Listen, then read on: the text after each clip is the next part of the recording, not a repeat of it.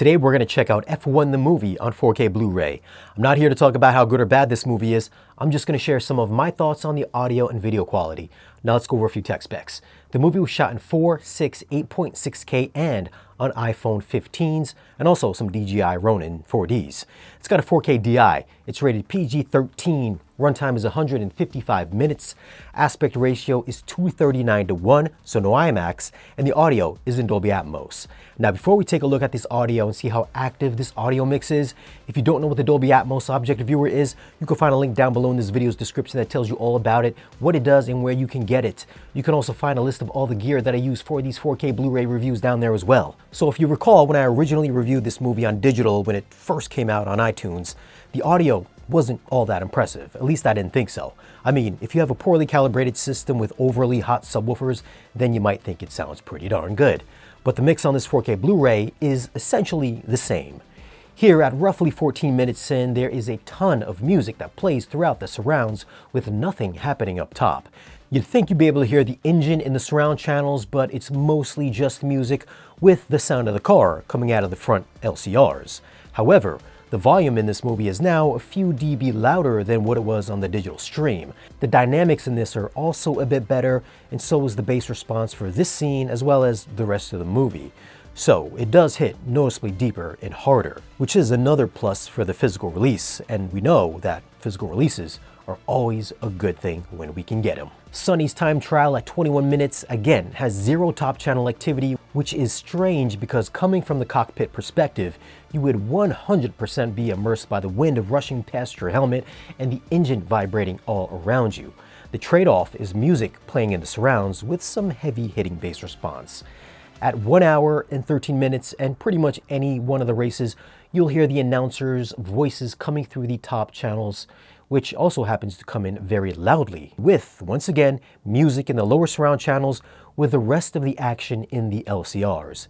And even though this scene takes place in the rain, there is no overhead activity happening. So besides the better volume and the better dynamics, the surround effects are exactly the same as they are in the digital stream, which is to be expected. I didn't want to be switching aspect ratios that many times through the film, and when I watched it all in IMAX, I realized this works in this format all the way through. As for the video quality, this still does not get the IMAX treatment at home. I was definitely thinking about the IMAX experience as we were shooting this and protecting for that full aspect ratio. So we won't be getting the extra vertical information that was at your local IMAX.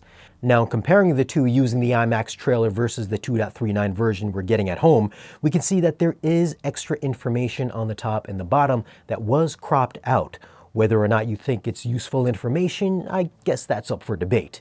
But if it was shown in the 1.90 aspect ratio at your IMAX, and the director comes out and says that it was shot this way and was meant to be seen this way, we should have the option to see it from the director's perspective. Now, with that said, this movie has a max CLL of 303 and a max FALL of a whopping 68. So this will most definitely not push your display's brightness settings. The movie actually looks like it was overcast the entire time, which maybe it was because it does rain at one point in this movie. I'm just saying. But yes, this is a pretty dim movie from start to finish. The color palette is natural yet muted, so there aren't any flashy, colorful splashes of color. And of course, the peak highlights aren't going to go all nuclear, as you might expect when an F1 car goes up in flames. I do think resolution-wise, as far as detail, the movie looks fantastic. It was shot digitally, so it's got that 4K sharpness to the image. I don't think you'll mistake this for something that was shot on film, but looking closely, they may have added a very small amount of film grain emulation because the movie does have some texture to the picture. The black levels looked great without any detail being crushed, and I found the overall image, despite this being on the dimmer end of the HDR spectrum, to be quite good looking. Now, I may have gotten overly excited when I was watching this the first time at home and doing a straight out of the home theater reaction video because I gave the movie a 9.9 for video. I'm not sure why I did that, but looking at this with a more critical eye, I'm still going to keep it in the 9s, so I'm going to go with a 9 for video.